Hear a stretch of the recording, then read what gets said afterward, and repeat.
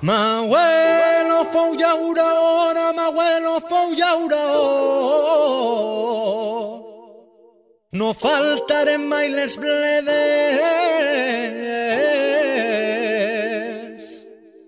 I ara que ja soc padrí, que vull ser llaurador,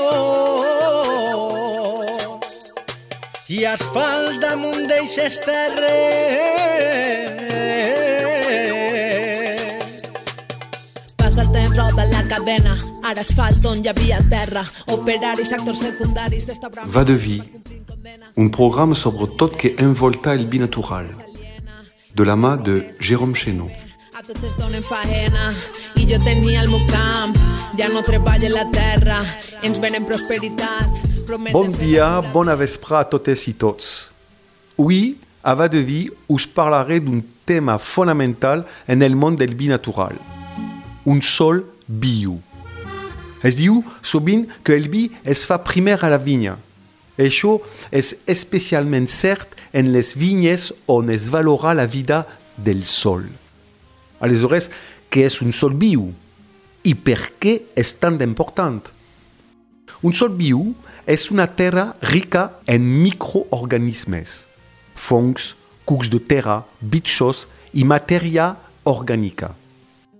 Aquestes interaccions naturals fan el sol fèrtil i capaç de nodrir la vinya.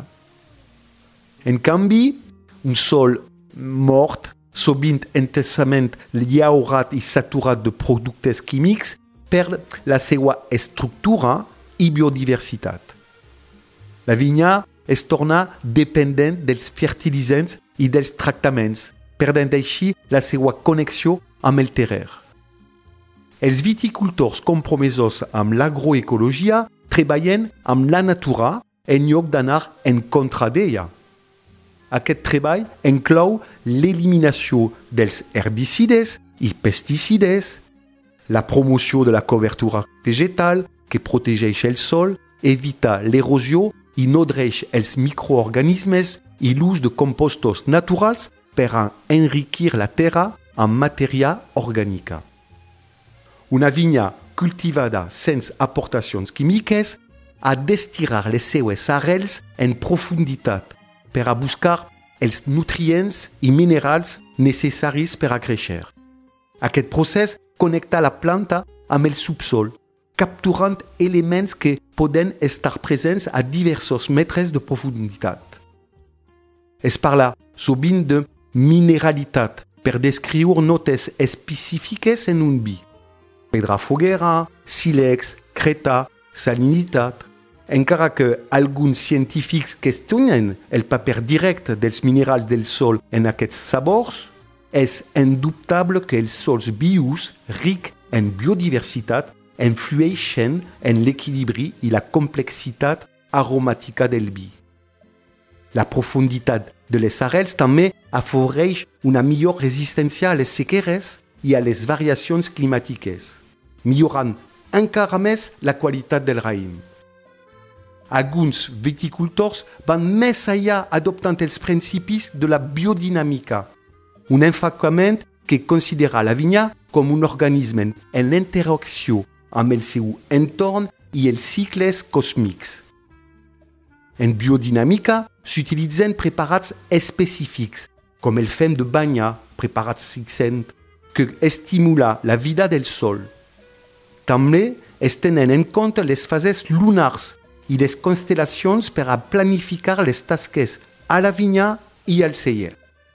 Aquest enfocament, de vegades criticat per a ser massa esotèric, ofereix resultats impressionants en la vitalitat del sol i la qualitat dels vins. Un espectacle cada vegada més habitual en les vinyes naturals és el pas de ramats d'ovelles a l'hivern. Aquests animals desherben de manera natural, menjant-se les males herbes, alhora que aporten matèria orgànica amb les seues dejeccions.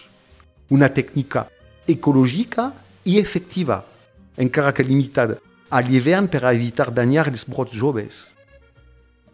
L'encoixinat o paillatge, que consisteix a cobrir el sol amb materials orgànics com palla, fusta triturada o restes de poda, es una práctica molt beneficiosa. Conserva la humitat del sol, limita el creixement de les males herbes i no deixa el sol en descompondre's. Tanmateix, un encoixinat mal gestionat pot atraure plagues o impedir una bona ventilació del sol. Això és veritat. Per a vinyes conduïdes en agroecologia, les veremes són quasi sempre manuals. Això permet no sols una selecció rigorosa dels raïms, sinó que també evitar el pas de tractors pesats que compactarien el sol i limitarien la circulació de l'aire i de l'aigua. Cal entendre la simbiosi entre vinya i sol.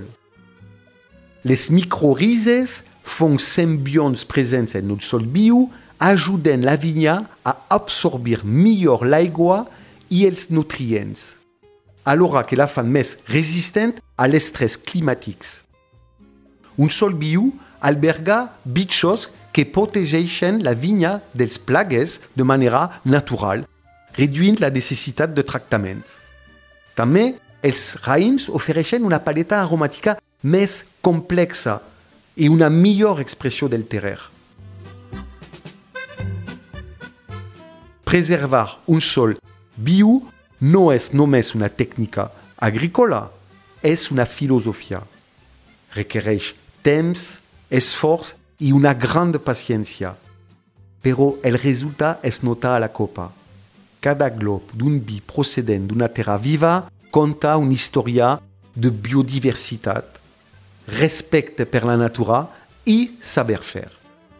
A Xina, quan es tracta d'un vi procedent d'una viticultura sense aportacions químiques ni intervencions al celler, es diu doble zero. 0 a la vinya, 0 al celler. Salut i vi!